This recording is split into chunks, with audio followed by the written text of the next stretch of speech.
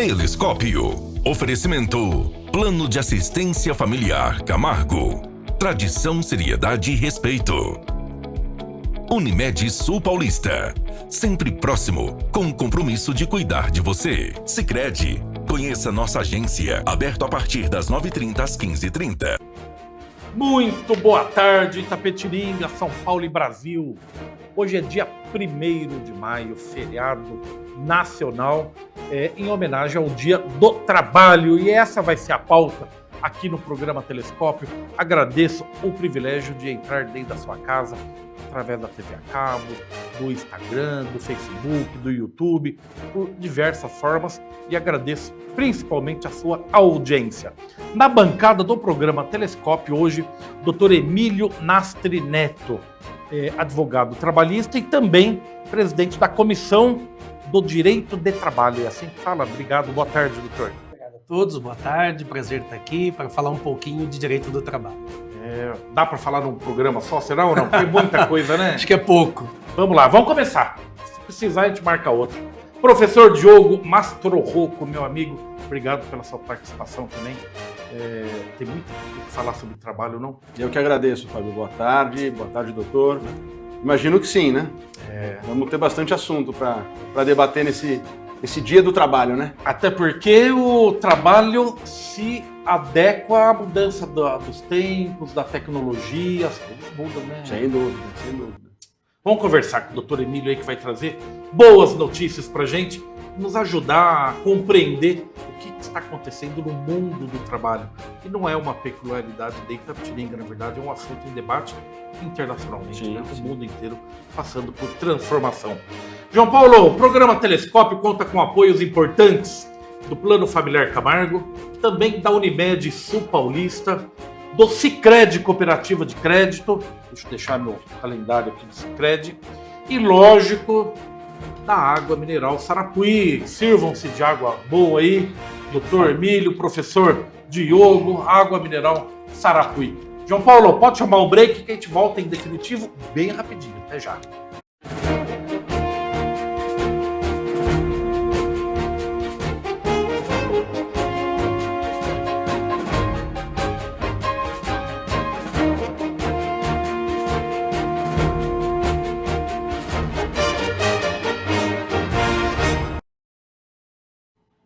Muito bem, agora em definitivo, programa Telescópio, hoje dia 1º de maio. Esclareço que o programa de hoje está sendo gravado, razão pela qual a gente não pode interagir ao vivo com o público. Mas não deixe de mandar a sua mensagem, seja pelos canais da TV Itapê, YouTube, Instagram, Facebook, WhatsApp, telefone, que a gente depois encaminha para o doutor, nosso convidado aqui, e ele com certeza responderá na medida do possível. Vamos lá, hoje feriado, dia 1º de maio. Primeiro, doutor Emílio Nastri Neto, como que eu vou chamá-lo? Tanto faz. Você falou aqui fora do ar, né, professor? Emílio, Nastri, Neto, né? Tanto faz. Tá bom, então... Fique à vontade. E você fique bem à vontade também. Antes um pouco de entrar na pauta principal, você é nascido em Itapetininga, estudou por aqui ou não? Sou nascido aqui em Itapetininga, sou formado na FKB, e aí minhas pós-graduações eu realizei fora de Itapetininga. Certo. Formado em que ano? 2001, eu acho. Faz tempo já, né, professor? Entregou um pouquinho da idade, né? Já entregou um pouquinho, né? Já entregou. O que o levou a estudar Direito? Na verdade, a família, meu tio advogado, meu irmão fazia Direito, então os amigos já faziam Direito, e isso acabou me influenciando a entrar nessa área. Hoje é uma missão para você ou não? Sim, um prazer, uma missão, eu amo o que eu faço, eu amo advogar, eu amo atuar como advogado trabalhista, principalmente. Então, para mim, um prazer é fazer o que eu desenvolvo. Para mim, não é um problema realizar o meu trabalho, é um prazer trabalhar. Bom ouvir isso, né, professor? Você fala isso para os seus alunos ou não? Você tem duas alternativas. Ou você trabalha única e exclusivamente por dinheiro, né? Ou você, de alguma forma, faz aquilo que gosta e o dinheiro, os resultados são uma consequência daquele trabalho que você faz com felicidade, com gosto, com esmero, né? Isso deve esbarrar, vou me permitir, doutor, questões éticas, né? Como que se porta um advogado diante de uma causa que o advogado sabe que não é verdade? Se eu chego, procuro um advogado e falo, olha, quero abrir uma ação trabalhista contra o fulano lá, viu, põe aí que eu trabalhava sábado e domingo, você já, ao longo da sua vida, já teve situação assim? Já, é o famoso se passar, passou, se pegar, pegou. Antigamente, antes da reforma da CLT, era muito comum, né? Era, né? Hoje, com a reforma, já deu um break nesse tipo de ação. Mas compete ao advogado, ao advogado que é ético, principalmente, orientar o cliente. Falar, olha, vamos ver o que você realmente tem direito. Não adianta eu entrar com uma ação pedindo algo que não tem, que não vai dar em nada. Às vezes você faz um pedido de perícia médica, vai retardar o processo, isso vai gerar um custo altíssimo para a Justiça do Trabalho, tem que nomear médico, perito, vai ter que fazer perícia. Então tem todo um custo envolvido que às vezes o advogado sabe que não há necessidade de marcar uma perícia médica. Então compete muito ao advogado, ele é o primeiro juiz da causa. Compete ele falar para o cliente, olha, não é caso de perícia médica. Então é ele que tem que tomar essa decisão e orientar o cliente no que é melhor em termos de processo. E o advogado pode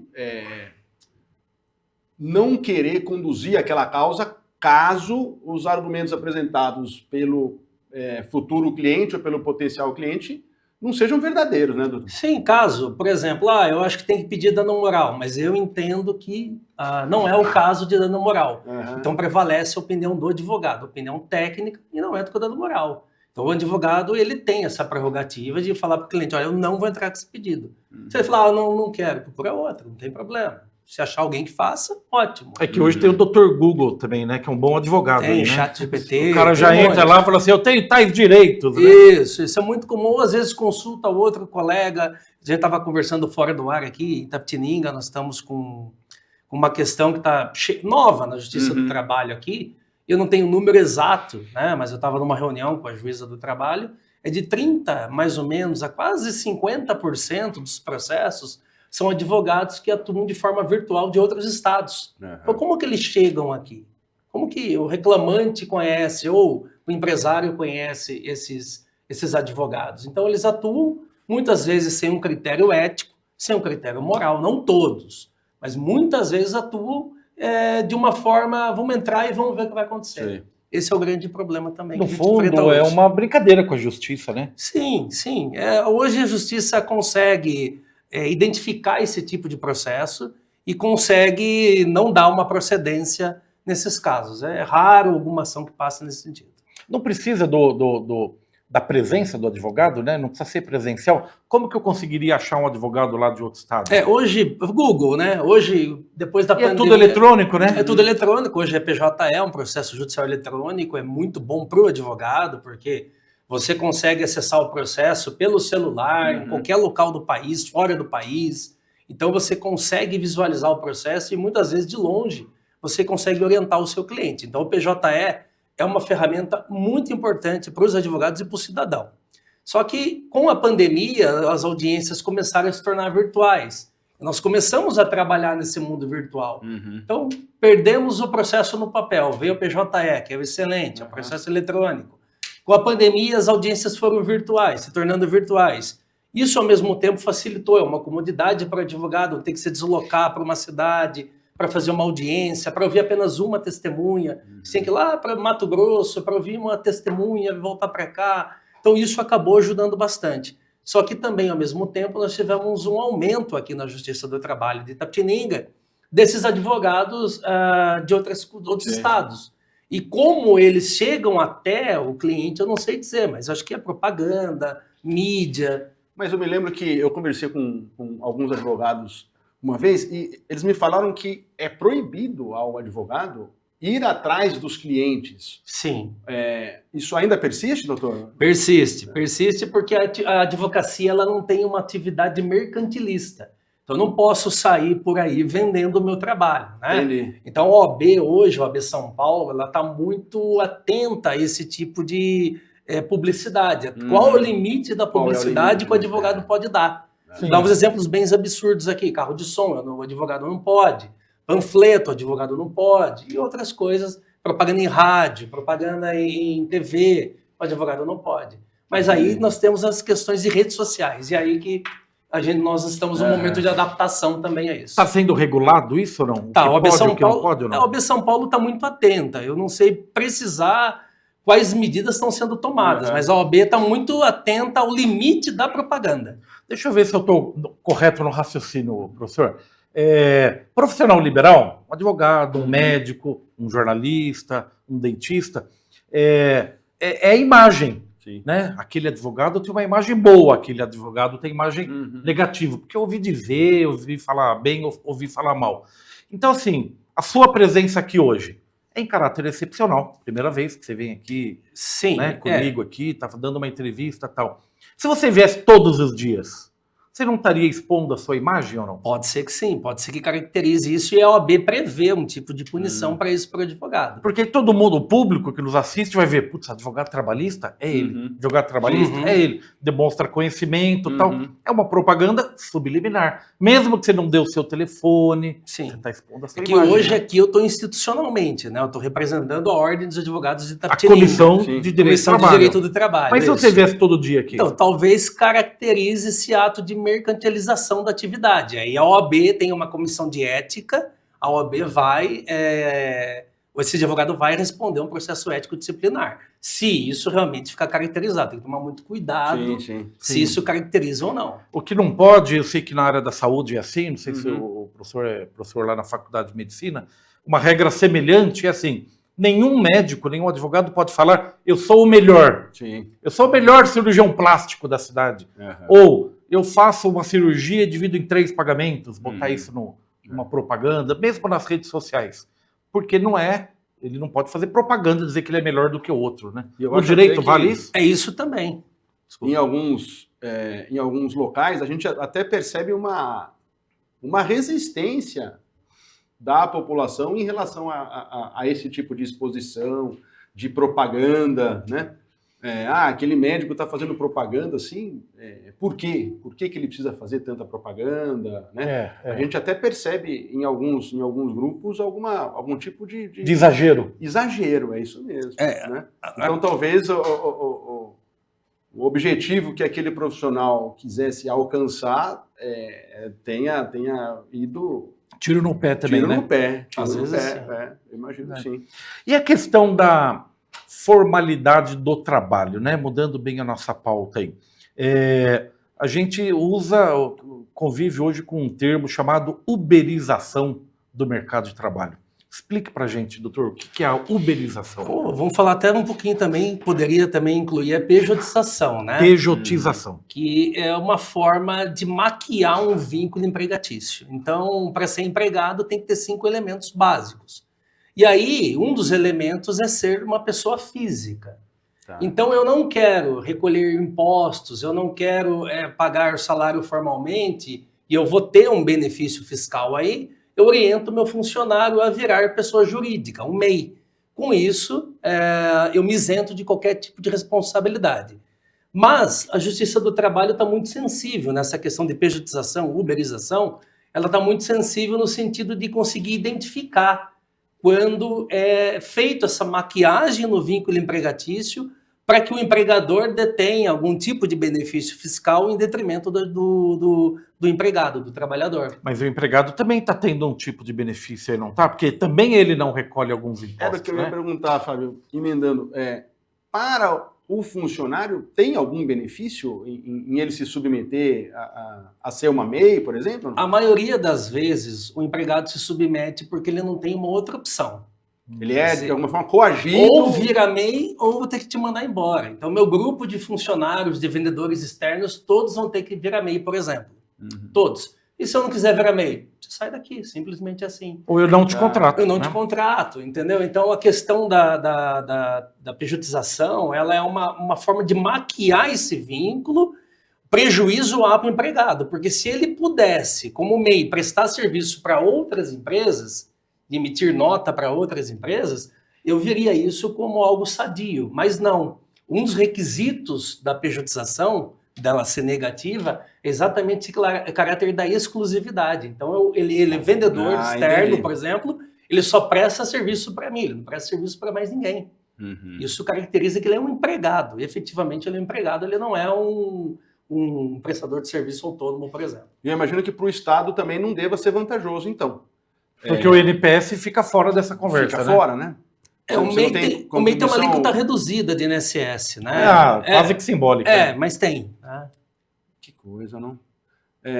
Eu antes pensava que isso talvez pudesse ser encarado como uma forma de negociar diretamente o seu vínculo empregatício, né? A gente escuta muito o pessoal que viaja bastante falar, nos Estados Unidos, por exemplo, não existem leis trabalhistas, e lá é mais fácil das pessoas conseguirem emprego, a taxa de desemprego lá é menor por conta disso. Eu combino de pagar 1.000 todo dia 10 e pronto, é isso aí, você vem das 8 às 6 e pronto, tá combinado. Escreve isso aí no papel e pronto. Pronto, Mas eu imagino que os direitos trabalhistas são uma conquista importante dos trabalhadores, né? Sim. Então, de alguma forma, se você não tem outra alternativa a não ser se tornar uma pessoa jurídica, você acaba sendo prejudicado em relação a esse tipo de direito. Sim, e é o que acontece. Aí que essa pessoa que se sentiu prejudicada vai consultar um advogado de confiança.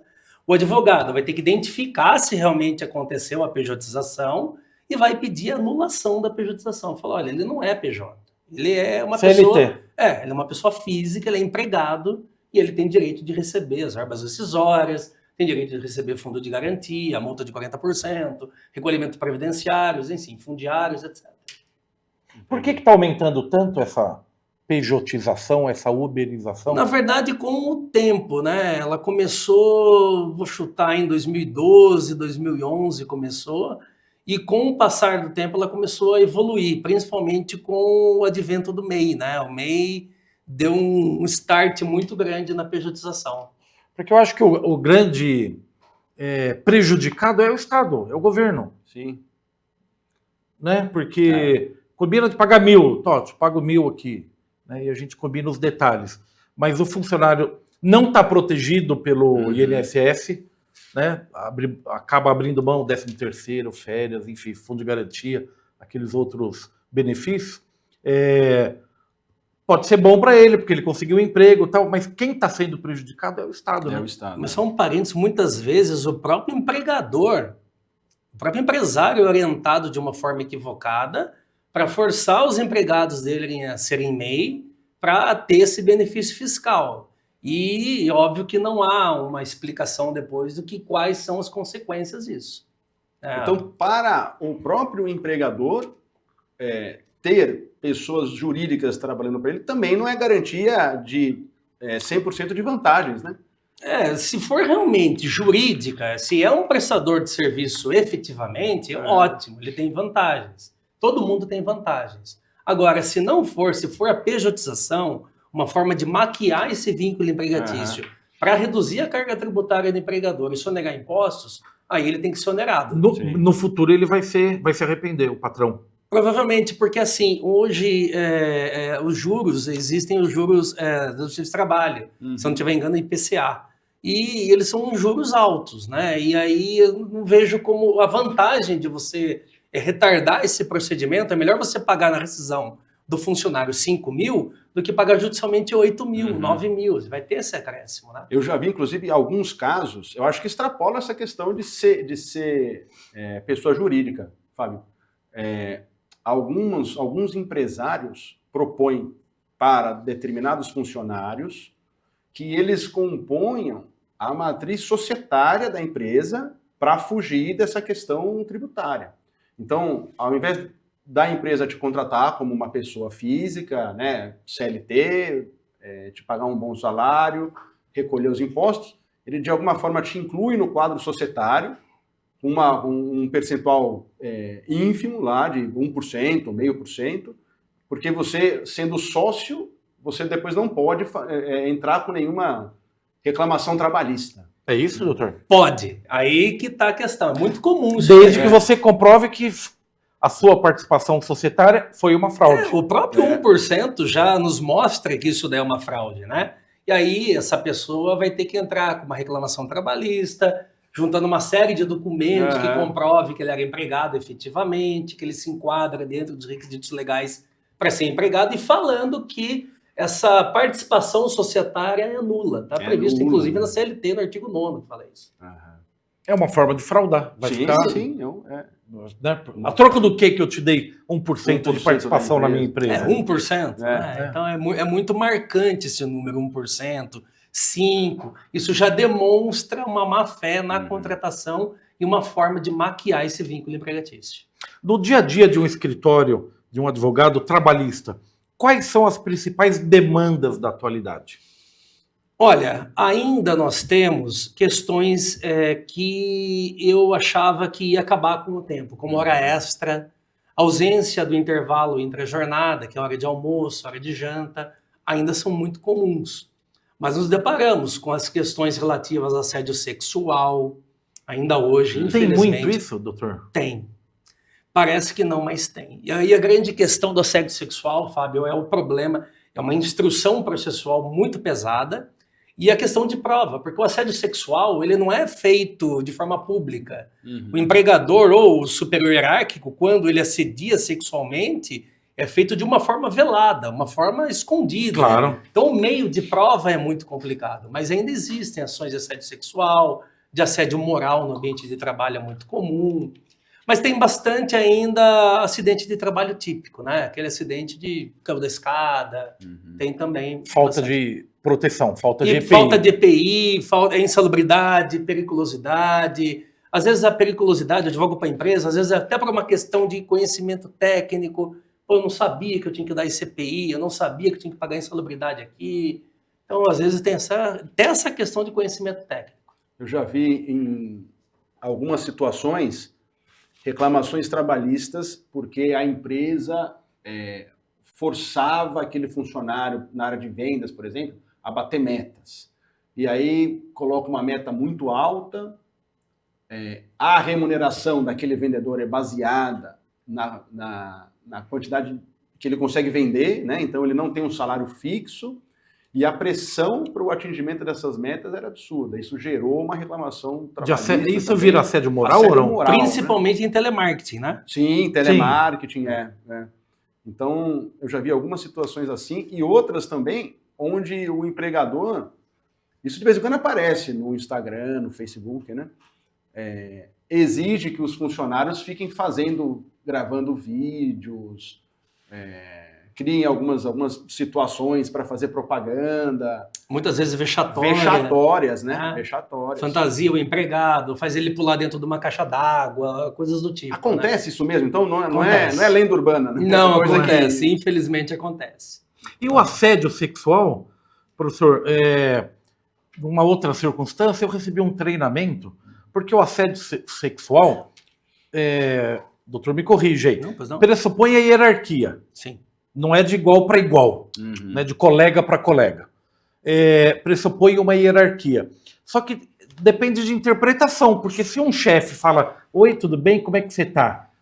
Pode ser interpretado como um toque, né, como Não, um geralmente, abuso. eu Mas se for todo dia, o chefe cumprimenta, Depende- moça, abraça aqui, todo mundo, menos os outros. Então, depende do toque, vai depender muito, por isso que eu falo que a instrução processual, nesse sentido, ela tem que ser muito delicada, ela é muito complexa, porque só o toque por si só talvez não caracterize um assédio sexual, mas ele mandou mensagens por WhatsApp, ele mandou fotos, ou aqueles galanteios, você está linda hoje, ou coisas do tipo, isso reforça o assédio sexual. A soma desses... Porque o assédio né? sexual não é um ato só, é difícil acontecer um ato só, é uma somatória, ele não pratica um ato só, ele pratica vários. Um ato só, isoladamente, pode ser considerado assédio sexual, sim, mas é o que eu estou falando. Só que geralmente o assediador, repetição, né? e de várias situações, Fábio, não é só um ato, não é só o pegar hoje, às vezes ele abraça, às vezes ele faz a funcionária sentar no colo, fotos, mensagens, vamos jantar hoje, mensagens de cunho sexual, vídeos que ele manda de cunho sexual, isso caracteriza o assédio. Estranho saber que isso acontece de verdade, né? Para mim, estranho, causa né? estranheza aí. Tá tão na mídia aí, né? E eu fico pensando que para a pessoa que sofre o assédio, isso deve ser muito marcante, assim, né? Muito impactante, inclusive para os próximos trabalhos, assim, né? Pros próximos... O que eu sei, cortando o doutor aí, é que como tem uma questão de hierarquia, a vítima, ela vai fazer o que? Ela vai perder o emprego dela, ela sustenta a família dela. né? Exatamente. Ela não pode, ela tá acuada, né? Ela recebe esses galanteios, ela recebe esse tipo assim, de piadinha, entre aspas, de mau gosto, mas ela precisa manter o emprego dela. E aí ela tem que sujeitar esse tipo de situação constrangedora. Agora vocês imaginem isso, depois ela tem que sujeitar, ela é mandada embora, ela se sujeita a procurar um advogado ou uma advogada, tem que relatar Contar tudo isso daí, isso. mexer na ferida, ir para uma audiência de instrução onde tem a juíza ou juiz, a escrevente... E na frente do cara, né? Advogados. Às vezes o assediador nunca tá, né? Eles nunca chamam o assediador para participar, né? E ela tem que mexer nessa ferida, ela tem que relatar tudo isso daí. Então E aí, geralmente, qual é o que faz ela mudar de ideia e falar, não, eu não vou mais aceitar esse tipo de coisa, vou procurar um advogado, vou entrar na justiça? Nós temos um instituto no direito do trabalho chamado de rescisão indireta do contrato de trabalho, que é o 483 da CLT. Nós temos o 482, que é a justa causa do empregador, né? O empregador dá justa causa para o empregado, perdão, justa causa do empregado. O 483 é justa causa do empregador. É quando eu, empregador, cometo uma falta grave. Então, dependendo da situação, pode caracterizar, sim, uma justa causa do empregador. O funcionário manda o patrão embora. Basicamente, vou sair dessa empresa. Basicamente, ele notifica o empregador. Fala, olha, você praticou uma falta grave que está contida no artigo 483X da CLT. Não sei. Depende do caso, óbvio. Sim. E, diante disso, eu estou rescindindo meu contrato de trabalho de forma indireta e não vou mais na empresa. Estou notificando que eu vou procurar os meus direitos na Justiça do Trabalho. Então, ela tem que submeter a tudo isso daí, porque ainda tem que aguardar uma instrução processual. Por mais que a Justiça do Trabalho de Itapetininga seja excelente em termos de audiência, nossa pauta é para 3 meses, perdão. Tem comarca que 3 para meses, uma audiência. Se o rito for ordinário, que é acima de 40 salários mínimos, uma pauta mais ou menos de 3 meses aí. É rápido. Tá? Só para você ter uma ideia, tem comarcas que a pauta é de 1 ano, 1 ano e meio. Nossa. Então, nós não podemos reclamar do seu trabalho aqui em Itapetininga, mas ela tem que aguardar tudo isso, participar ainda de uma instrução processual, aguardar uma sentença. Se houver recurso, ela vai ter que aguardar, não vai receber suas verbas rescisórias ainda, só lá na frente ela vai receber as verbas rescisórias. Então, é uma situação complicada para a vítima, né? Muito difícil. Mas em compensação não, né? Mas a justiça vai compreender a situação. Vai. Se tiver elementos, são óbvio, né? indenizações que elas, depende da Câmara, elas já são balizadas, então cada Câmara ela tem a reforma da CLT, ela trouxe o artigo 223G, que é o dano moral. Então, o dano moral leve, médio, grave e gravíssimo. Então, tá lá a tabelinha de dano moral. Só que, por mais que o juiz, às vezes, dê um dano moral aqui altíssimo, talvez caia numa Câmara do Tribunal Regional do Trabalho da 15ª região, que é Campinas, o nosso, que entende que não é gravíssimo, é médio. Então, ainda tem essa questão que o empregado submete ainda. É complicado. O doutor tem uma preferência de trabalhar para o empregado ou para o patrão? Não. Hoje eu comentei, hoje eu já peguei 3 reclamações trabalhistas de empresa, mas eu faço os dois, eu não tenho uma preferência, não. É porque a legislação é a mesma para os dois. É a mesma para os dois. Existe advogado que opta por um ou por outro ou não? Tem, mas só para o patrão ou só para o empregado? Aqui em Itapetininga, Fábio, eu não sei dizer se tem, mas em São Paulo é muito comum. A empresa só faz reclamada, só faz empresa, só faz reclamante. Então, em São Paulo tem essa divisão. Aqui eu não sei. Não existe aquela situação onde eu ouvi falar muitas vezes isso. Causa trabalhista é causa ganha do empregado. Isso. Né? Isso aí foi algo que eu ouvi durante muitos anos. Assim. Mudou isso aí, doutor? Mudou. Antigamente era realmente muito difícil uma improcedência na ação. Né? Geralmente falavam que o juiz do trabalho ele pendia para o lado do reclamante. Isso não é uma verdade absoluta. Hoje, se você pegar, não sei se a vara do trabalho tem esse ranking, mas é muita improcedência da ação que acontece. Então é possível, sim, improcedência da ação, você advogando para a empresa. Então é algo comum, viu? Não é algo... Improcedência, quando o juiz pega o meu processo, fala assim, não, Fábio, esse Fábio aqui não tem direito a pedir tudo isso daqui. Isso, você não tem direito à verba rescisória, Fábio. Você já recebeu, você não tem direito à periculosidade, você não tem direito a dano moral, então julga improcedente a ação. Ou seja, nem transcorre esse processo. Não, ele vai ter uma instrução processual, vai numa sentença. O advogado de um fala, o advogado de outro fala e o juiz. Tem todo um procedimento, né? Vai para produção de prova testemunhal, produção de prova documental, aí depois você tem um instituto que se chama razões sinais, você ainda vai se manifestar uma última vez no processo, onde você pode arguir uma nulidade ali naquele momento, e aí esse processo está pronto para uma sentença. E a que será que se deve isso, doutor? Porque você acha que foi uma mudança na interpretação do juiz ou as empresas têm tomado mais cuidado e respeitado mais as leis trabalhistas? Eu acredito isso, que as empresas elas começaram a perceber o alto custo de você judicializar essa questão trabalhista. Então, não vale a pena judicializar. Tem coisa que até vale a pena, mas geralmente elas põem na ponta do lápis e falam, para que eu vou judicializar? Se eu consigo pagar aqui, eu consigo receber, eu consigo me livrar disso. Má fé, existem. Estou falando que ninguém entra com uma reclamação trabalhista aqui e fale, olha, eu tenho direito a isso quando não tem. Má fé existe e a Justiça do Trabalho pune quem litiga de má fé aqui em Itapetininga. Ah, pune? Pune. Posso ficar muito tranquilo em afirmar isso. É punido sim. Isso acontece quando o empregado acha que tem direito, ou nem acha, né? Sabe que não tem direito, mas tenta, assim tenta burlar. Quando ele burla. Quando é má fé, quando é má fé comprovada do empregado, ele responde por litigância de má fé. Mas no depoimento dele, ele nunca trabalhou aqui na TVI. Ele fala, não, eu trabalhava inclusive na TVI. Está comprovado que ele nunca trabalhou. Vai responder por litigância de má fé. É interessante isso. O que significa isso? Quando o empregado age... Ele pode sofrer uma punição? Tem um instituto... Até financeiro ou não? Isso. Tem um instituto do CPC, acho que é o artigo 80, 81, que fala da litigância de má-fé e tem os requisitos quando o empregado frauda, quando ele mente, quando ele é desleal, algumas coisas, situações do tipo. E aí ele é penado, sim, ele é penado a pagar essa multa por litigância de má-fé. E se ele for beneficiário da justiça gratuita, tem que pagar a litigância de má-fé. Ele não está isento, porque ele litigou de má fé, ele mentiu, ele foi desleal, ele tem que pagar essa multa. Interessante, porque aí a gente vê o direito sendo operado para os dois lados, né? Sim. Então, se a empresa não faz o que tem que fazer, não paga o salário justo, não recolhe os tributos que precisa, não oferece os benefícios que o funcionário precisa, ela é penalizada. E a mesma justiça também protege a empresa daquele ex-funcionário, geralmente, né? Que quer usar de má fé. Então, interessante isso. A gente muito. Vou chamar um break rapidinho. Tem bastante assunto ainda. João Paulo, sem assédio, hein, João Paulo? Pode dar o play aí. Chama o break e a gente volta bem rapidinho.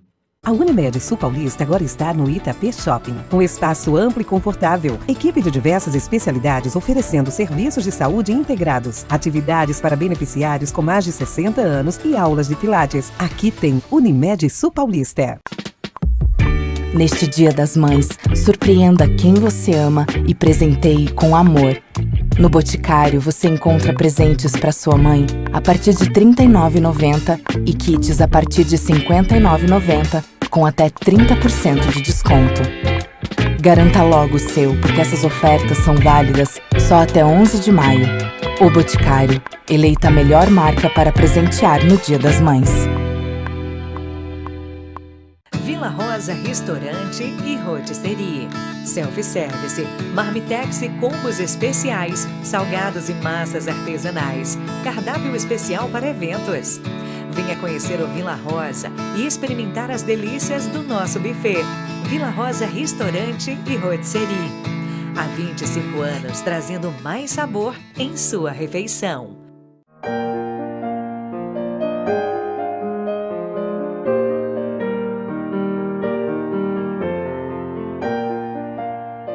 Plano Familiar Camargo. Tradição, seriedade e respeito. Se liga no que eu vou te contar. No Sicredi você poupa pra ganhar. Poupança premiada, ter com quem contar, é ter o melhor futuro no presente.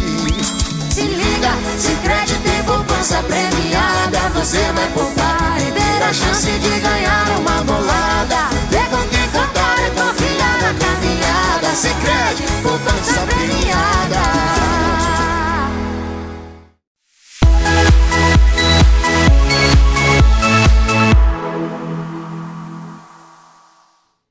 Muito bom. Nesse feriado do dia 1º de maio, repito, o programa está sendo gravado muito gentilmente aqui, contando com a participação do Dr. Emílio Nastri Neto, que é da Comissão de Direito do Trabalho da OAB aqui de Itapetininga.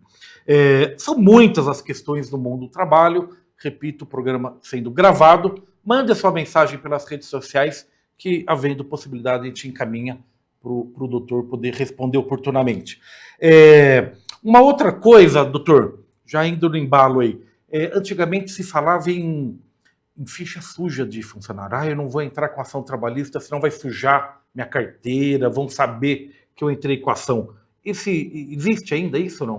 Não, eu brinco com um cliente quando ele fala de vai sujar minha carteira, eu falo só se você derrubar no barro, vai sujar. Porque a CTPS, a carteira de trabalho, ela não pode ter anotação desabonadora. Então eu não posso, por exemplo, eu não reconheci o seu vínculo empregatício. E aí há uma determinação judicial que eu faça a anotação na carteira. Hoje é virtual, mas vamos imaginar que fosse físico ou até virtual. E eu coloco nas anotações gerais lá, estou anotando por decisão judicial. Isso você vai sofrer um outro processo de dano moral. Que vai ter uma indenização aí, dependendo do juiz, de 2 a 5, 8 mil reais. Não passaria disso. Tá. Mas seria um novo processo, uma nova indenização. Né? Perfeito. E demissão por justa causa? É anotado na carteira ou não? Não, não é anotado na carteira também a demissão por justa causa. A demissão por justa causa, que é o artigo 482 da CLT, você tem que, o empregado, na verdade, ele tem que se enquadrar dentro daquele requisito legal. Eu falava muito assim, eu dei aula um tempo, eu falava, não é você, empregador, que manda o funcionário embora por justa causa. Ele tem que se enquadrar dentro daquele requisito legal. Por exemplo, ele chegou bêbado, por exemplo, ele praticou um ato de desídia, ele abandonou o posto de trabalho, né? E aí pode caracterizar, um ato só já caracteriza a justa causa. Então, na realidade, o funcionário que julga ter tido seus direitos contraídos por uma empresa, uma firma, não precisa ter medo de entrar na justiça, porque ele não vai ficar com o nome sujo para conseguir uma... Não, o grande problema hoje são as redes sociais, sites, que às vezes o funcionário, por algum motivo ou outro, acessa para acompanhar o processo, se faz um cadastro, não sei como é que funciona, e aí fica o nome dele vinculado lá. Entendi. Mas a Justiça do Trabalho, ela não presta informações. Esse ano, a Justiça do Trabalho já tomou cuidado de todos na pauta eletrônica, que todo mundo tem acesso pelo celular. Você põe TRT15, pauta, vai ter a pauta de audiência de Itapetininga aqui, todos os dias, tem um painel rotativo. Lá nesse painel, todos os nomes dos reclamantes são abreviados. Então, você só vai ver as empresas. O nome do justamente para não haver a identificação das pessoas, né? Exatamente. Até pouco tempo atrás, acho que ano passado ainda, a pauta eletrônica ela era com o nome completo do empregado. Hoje já não é. Até esse cuidado foi tomado. E as empresas podem entrar em contato com empregadores antigos daquele candidato para pegar informações e para pedir referência? Isso, pedir referência. Vou contratar o professor Douglas aqui. Viu, ô empresa, você mandou ele embora por quê, né? Porque ele saiu daí. Pode, eu como empresa, ele está ligando para minha empresa, eu posso dar informações desde que essas informações também não sejam desabonadoras. Nossa, um péssimo funcionário, não contrate, mandei por justa causa. Então essas informações não podem ser prestadas. Mas e aí? Eu oriento todos os meus... Eu minto, não, ele é super legal. As empresas que eu trabalho orientam a fazer o seguinte, simplesmente falar, olha, trabalhou comigo, não há nada que desabone a conduta dele aqui. Só isso. Na verdade, talvez seja informar e não dar opinião, talvez. Sim. Né? Informar, olha, ele trabalhou aqui... Fulano trabalhou do dia tal, não trabalha mais. Acho que só a forma de falar assim, o outro lá já vai entender alguma coisa, né? É raro ligar essa carta de referência. Hoje em dia é pouco provável. Menos comum isso aí. Menos comum. Antigamente era muito comum, carta de referência. Tinha previsão em convenções coletivas. Tem que ter carta de referência. Hoje é pouco provável. Está em desuso. O doutor falou em redes sociais. Aonde que está o limite da privacidade? Eu sou funcionário lá de uma loja lá de sapato, lá na Campos Salles, lá. Sou vendedor lá, atendo lá. A minha rede social Facebook, Instagram, se eu me posicionar politicamente, se eu aparecer pelado na minha rede social, a loja pode se incomodar com isso ou não? Pode, eu entendo assim, que há um limite para tudo. Se você, dependendo da função que você desenvolve, o conteúdo que você coloca em rede social vai se tornar incompatível com a tua conduta. Por exemplo, professor, né, ele tem uma respeitabilidade perante os alunos em sala de aula. Ele é uma autoridade, ele é uma referência em sala de aula. A partir do momento que ele coloca em rede social algo vexatório em relação à pessoa dele, digamos assim, isso vai de encontro, na minha opinião, com a empresa que ele desenvolve a atividade.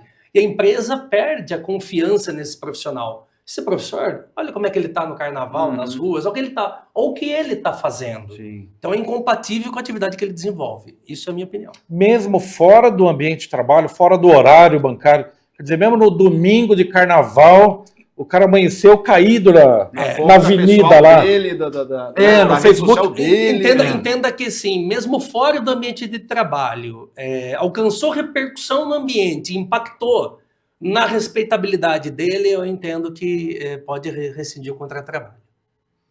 Porque mesmo fora do ambiente de trabalho, pode culminar, inclusive, na dispensa por justa causa. Mesmo Como assim? fora. Por exemplo, eu pratico um ato de incontinência de conduta. Incontinência de conduta é aquela pessoa submissa à luxúria, com mau procedimento, tem uma vida sexual desregrada, sabe? No modo de falar, no modo de agir. Eu vou dar um exemplo, eu como professor. Esse meu modo, mesmo fora do ambiente de trabalho, atingiu repercussão no ambiente de trabalho, pode culminar na dispensa por justa causa. Você foi no jogo do Corinthians, o Aí Corinthians não. perdeu, Aí não. você brigou na rua, tá bêbado lá, Pode, dependendo da situação, de onde você trabalha e os impactos, pode ser que culmine na dispensa por justa causa. Viu que reflexão nova para mim, professor? Mas porque o funcionário, ele recebe para trabalhar 8 horas em determinada empresa. Sábado, domingo é dele, livre. Então não é bem assim. Eu já vi jurisprudências nesse sentido, na questão de incontinência de conduta, embriaguez, que trouxe uma repercussão no ambiente de trabalho, e isso faz com que ele perca esse senso de respeitabilidade. Eu vou voltar no exemplo do professor. Né? Ele briga, ele está bêbado, ele está em rede social, aparece em rede nacional, um ato absurdo que ele praticou.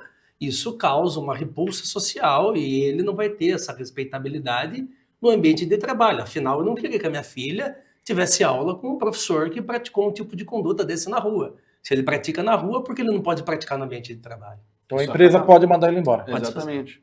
Acaba respingando na instituição, né? Eu acho que é isso. Sim. Mesmo a gente só ganhando para trabalhar 8 horas por dia, na minha loja de sapato lá. Né? Chegou essa repercussão no ambiente de trabalho, pode culminar na dispensa. Isso é importante avisar, principalmente a juventude, porque acha que rede social é terra de ninguém. E não é assim, né? Não. E política? Se eu me posiciono lá, eu sou Lula, sou Bolsonaro, Lula ladrão, Bolsonaro genocida. A empresa pode... Eu não vejo problema. Política, futebol, religião... Mas se o patrão for A ou B? Mas aí ele vai ter que dispensar você sem justa causa por ideologia política, futebolística ou qualquer outra coisa do tipo, né? Então, eu sou corintiano e meu patrão é palmeirense e me vê numa rede social num jogo do Corinthians e ele não gostou. Ele vai ter que me dispensar. Sem justa causa, apenas isso. É um direito meu se o jogo acabou. Nas últimas eleições presidenciais, a gente teve alguns casos assim que repercutiram em nível nacional, né? De algumas empresas que supostamente teriam coagido seus funcionários a votarem em determinado candidato e tal. Isso teve uma repercussão. Isso tem que ser combatido mesmo, né? Sim, isso aí é combatido pela justiça, sim. Funcionário que pede e apresenta na empresa um atestado médico.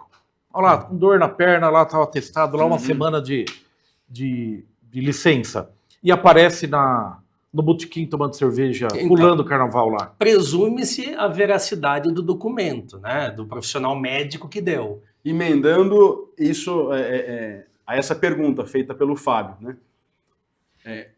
a culpa deve recair sobre o funcionário que apresenta um atestado e vai aprovar bebê e para o profissional que de alguma forma E atestou. o médico que atestou? O médico, Então, inclusive o médico pode responder por isso, né? Uhum. Comprovado a fraude, que não sei se vai existir nesse exemplo hipotético aí, mas se comprovada a fraude, inclusive o profissional médico pode responder. Mas se a empresa, alguém da empresa vê pela rede social?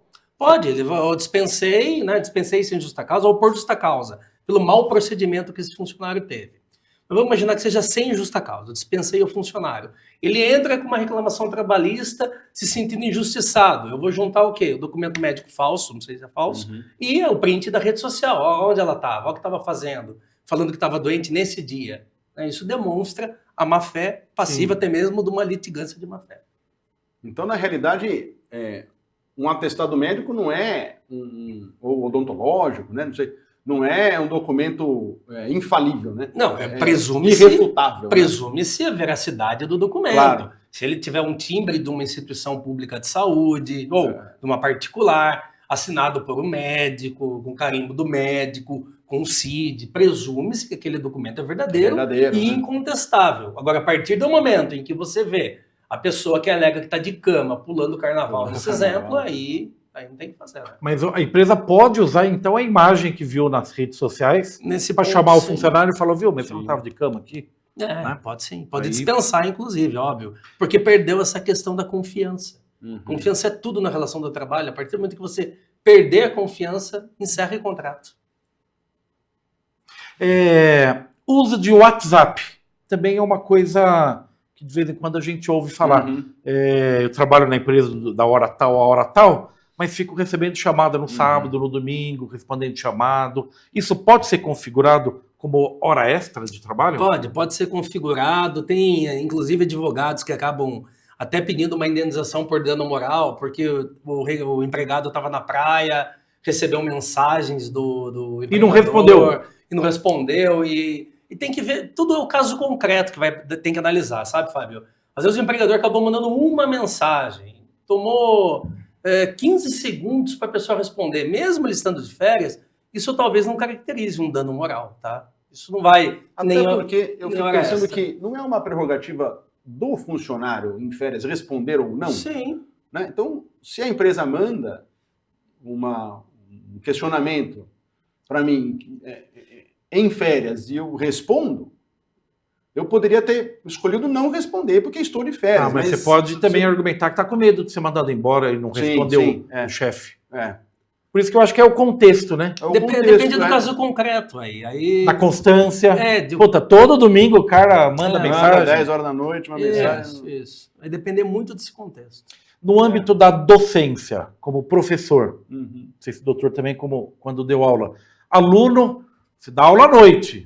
8 horas da manhã ele está perguntando, manda trabalho para mim, que nota eu fiquei. Né? O tempo como inteiro. Que você procede? É o tempo inteiro. Mensagem o tempo todo. E a gente vê que, claro... Mas você ganha para dar aula à noite, nesse exemplo aí. Sem dúvida, sem dúvida. Algumas escolas orientam, inclusive, que não se responda a mensagem de aluno fora do horário de aula. Né?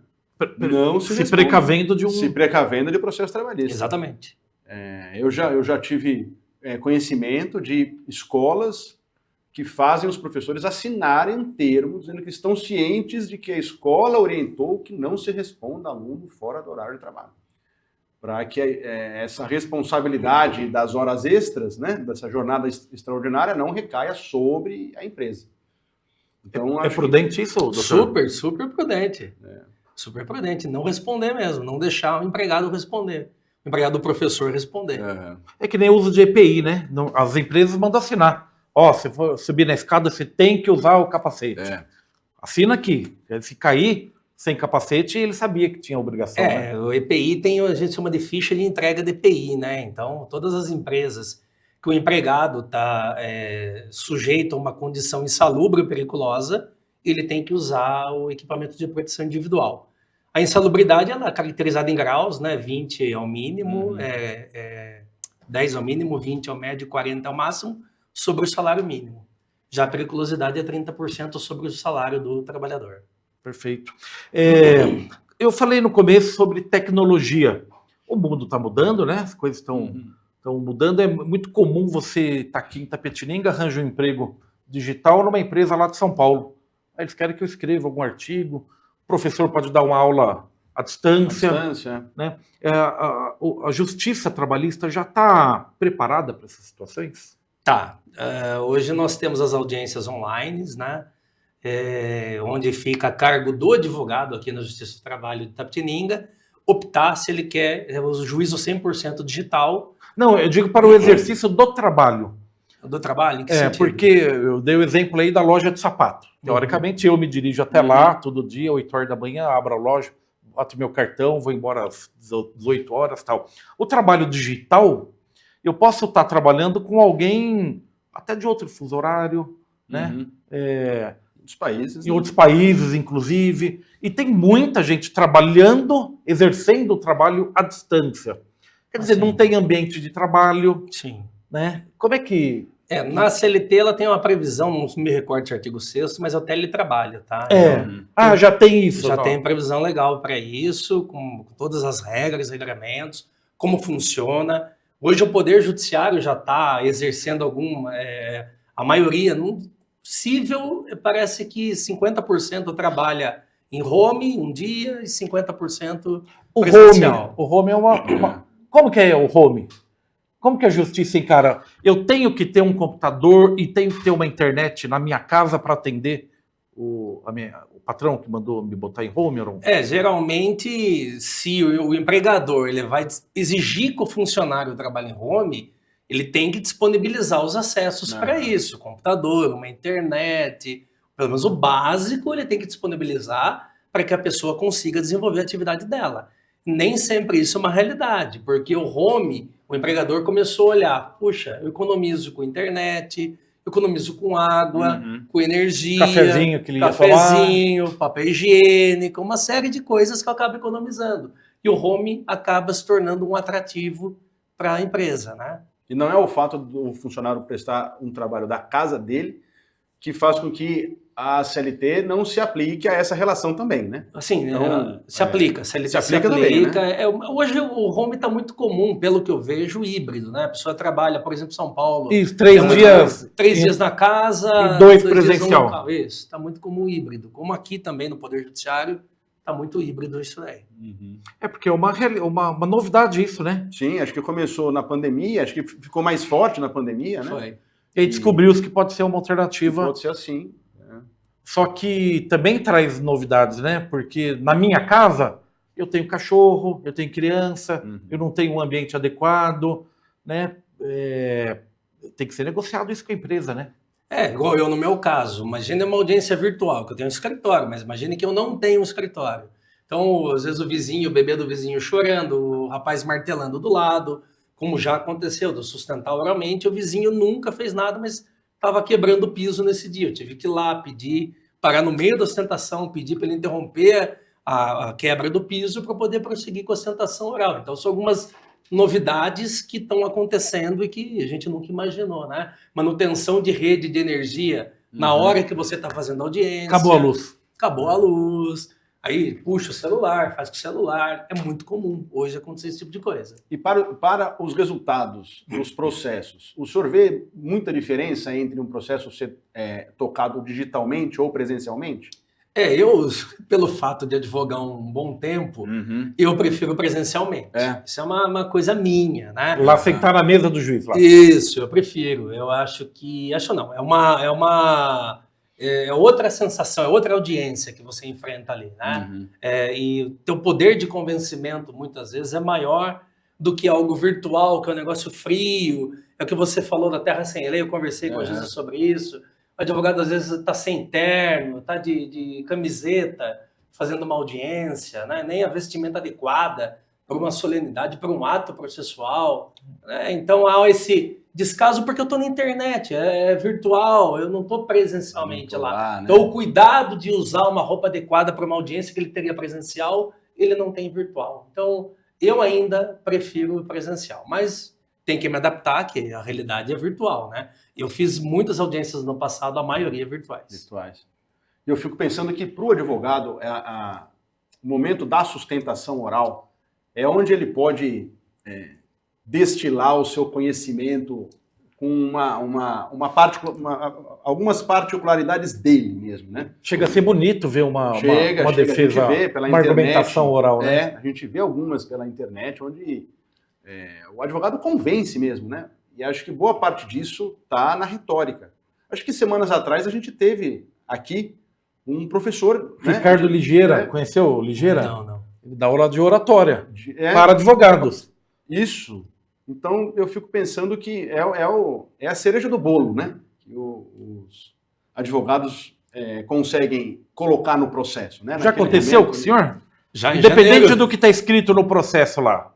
Independente assim, né? Tá toda a argumentação tá lá. Mas chega no oral, você chega, olha para a cara do juiz e convence. A sustentação oral, eu prefiro presencial também. Faço virtual, depende muito do caso. Tem uma série de situações que a gente dá essa equilibrada se vai fazer virtual ou presencial.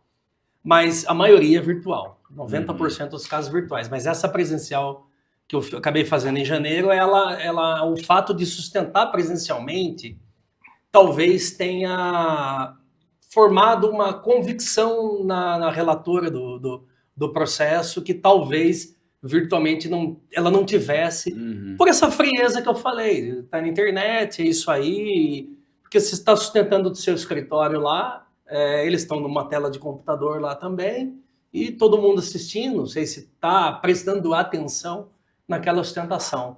E presencial, eu creio que você consiga atrair mais a atenção dos desembargadores na presencial, na sustentação oral presencial, e isso é um fator muito importante para mudar o resultado do processo. Até porque tem toda uma, não sei como chama isso, uma interpretação, né? O tom de voz. Exatamente. Sim. Atenção, excelência! Sim. Você desperta a atenção do... Sim, eu procuro fazer de forma rápida, objetiva e técnica. Eu não me estendo muito, evito leitura, justamente para chamar a atenção daquele ponto específico que eu preciso. Semanas atrás eu vi em alguma rede social uma audiência virtual. Não vou saber exatamente o contexto, mas parece que o advogado estava escondendo uma das partes embaixo da mesa. Eu vi. Você viu isso aí, doutor? Vi, fantástico. E aí o juiz, no momento da audiência, olhou e perguntou, ele falou, escuta aqui, doutor, o seu cliente está se escondendo embaixo da sua mesa. Ricardo. Isso mesmo. E aí a câmera, né, as pessoas não estão preparadas para isso, a câmera filmou a parte entrando embaixo da mesa, né? E aí foi uma situação vergonhosa, né? Vergonhosa para o profissional que age de forma antiética, né? E se submete a esse tipo de situação, né? O preposto, que é o representante da empresa, acabou esquecendo o celular ligado e entrou embaixo da mesa com o celular ligado. E o juiz falou, olha, o Ricardo está embaixo da mesa. Mesmo. Era o Ricardo. Então, lamentável. É triste para a advocacia, a gente dá risada da situação, mas é muito triste você ver um profissional atuando dessa forma. A gente sabe que a audiência virtual é muito boa. Ela trouxe muitos avanços para a justiça, não só do trabalho, para a justiça como um todo. Mas, ao mesmo tempo, tem essas questões de fraude que a gente tem que se deparar, né? O meu escritório, nós tomamos o cuidado de instalar câmeras nos ambientes comuns, todas gravam, então eu consigo provar, não é só na minha sala que não tem câmera, por uma questão ética eu não posso ter. De sigilo, né? De sigilo, claro, profissional, mas a partir do momento que as pessoas saem da sala até a recepção, a gente tem como provar que aquele ambiente que foi feita a audiência é um ambiente rígido. Ele está preservado e não está incomunicável ali. Mas não é todo mundo que tem esse cuidado, esse é o grande problema.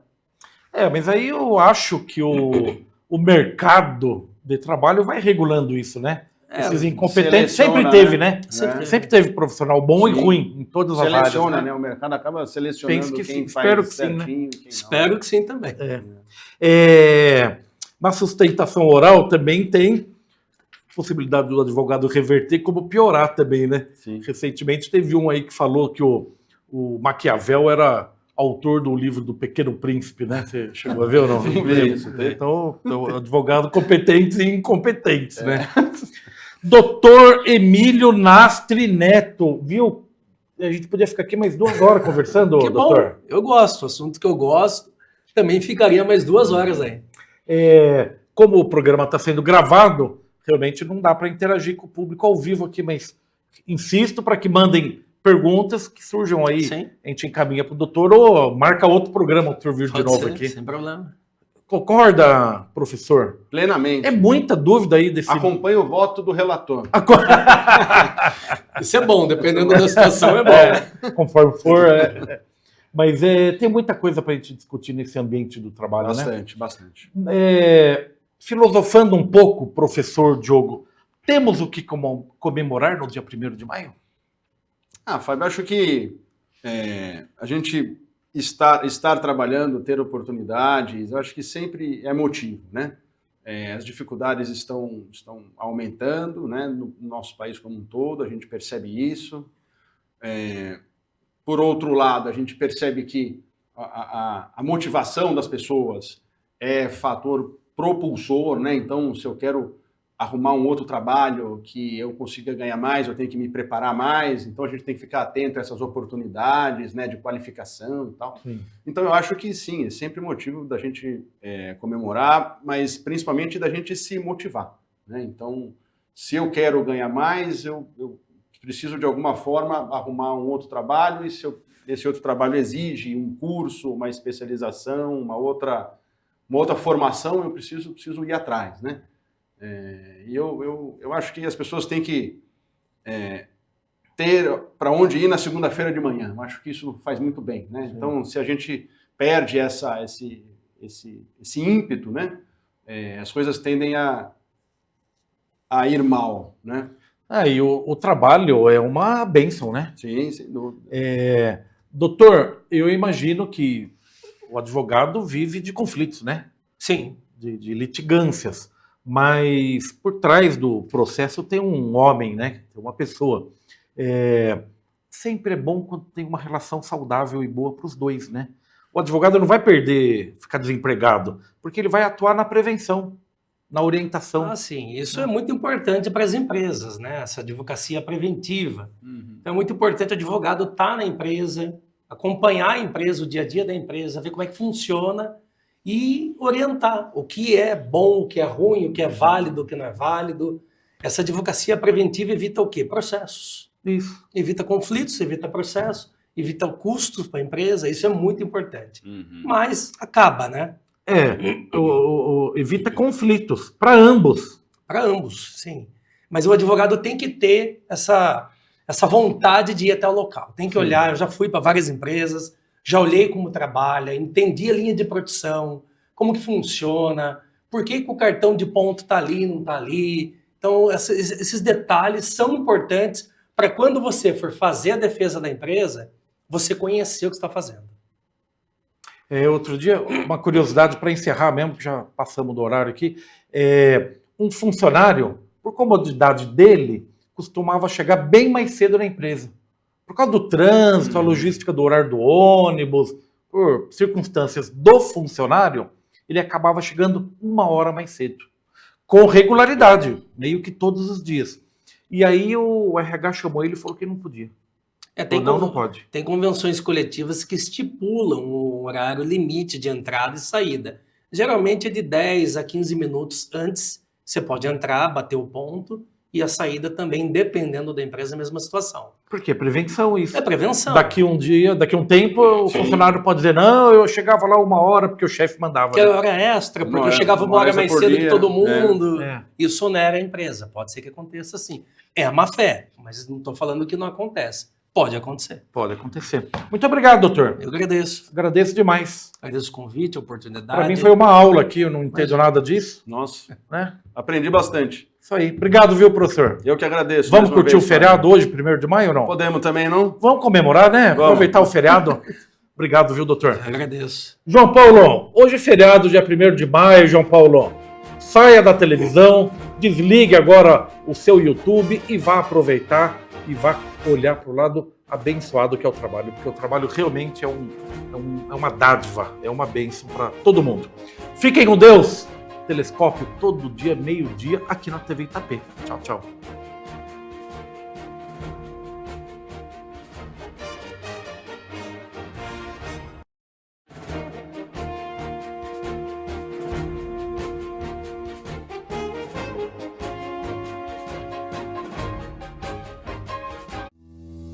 Telescópio. Oferecimento. Plano de Assistência Familiar Camargo. Tradição, seriedade e respeito. Unimed Sul Paulista. Sempre próximo, com o compromisso de cuidar de você. Sicredi. Conheça nossa agência, aberto a partir das 9h30 às 15h30.